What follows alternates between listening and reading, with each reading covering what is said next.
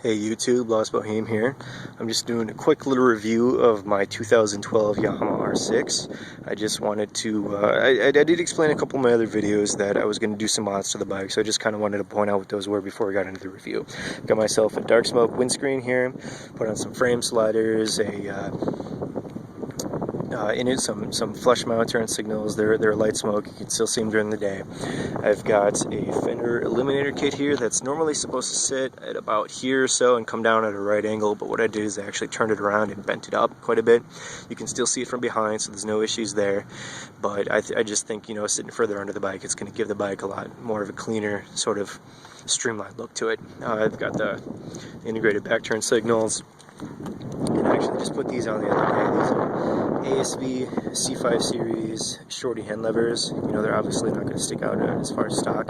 I actually think they feel better, and you can actually adjust them to however far you want them to sit away from your fingers, which is an awesome little feature. So I love those. And I actually did go ahead and put on a Two Brothers Titanium Black Series exhaust on, and eventually, I mean, it's just a slip on. Eventually I'm going to get the full system. I just couldn't drop the coin for that right now. So with that, let's go ahead and get into the bike a little bit. I used to ride an 04 R6, and I can tell you just in comparison or even standalone that the handling on this bike is fantastic. I mean,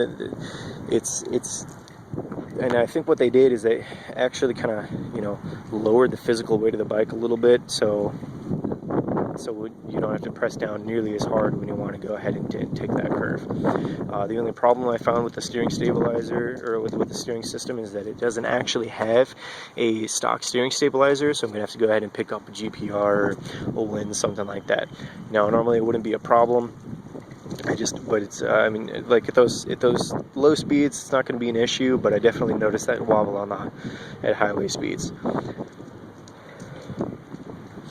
Hopefully you can hear me. There's kind of a loud truck passing by, but anyway, kind of getting into the gearing of the bike a little bit. I used to pull in the clutch to go from first to second, just to kind of get rid of that jerking, that rough shift that everybody knows is there.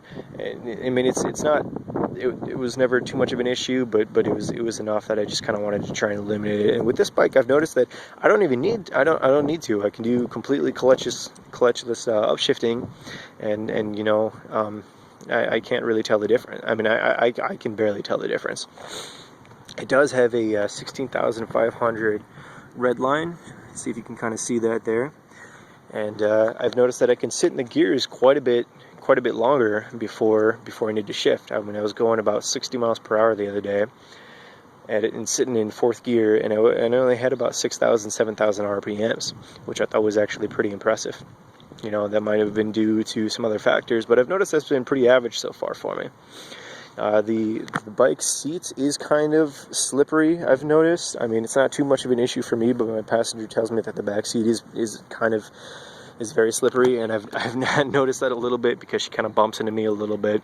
And it's not going to be too much of an issue. I mean, it doesn't sit completely flat. There is going to be that pivot, that forward pivot, so she's not going to drop off the back end or anything. But I'm thinking about maybe getting some cuffers and adding some gel to them, something like that, because I do plan to hit some road trips up here pretty soon.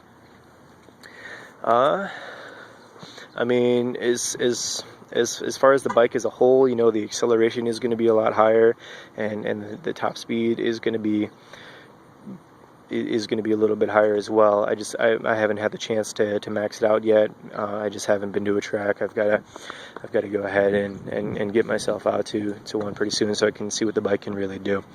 But let me go ahead and turn it on here for you guys really quick, just so you can kind of hear it.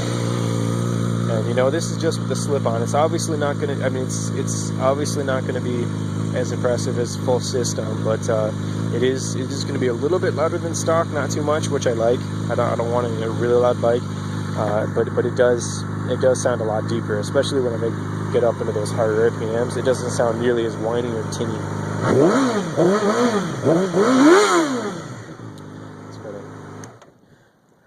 I don't want to make anybody mad over here. I'm kind of sitting close to a bank. But if there's anything else that you guys want to know, go ahead and let me know. just leave a comment, and I'll go ahead and try to get back to you. I do plan to get a helmet cam here pretty soon, so hopefully I'll be able to do some riding videos for you, so you're not just looking at it in a parking lot. But until next time, YouTube, see you later.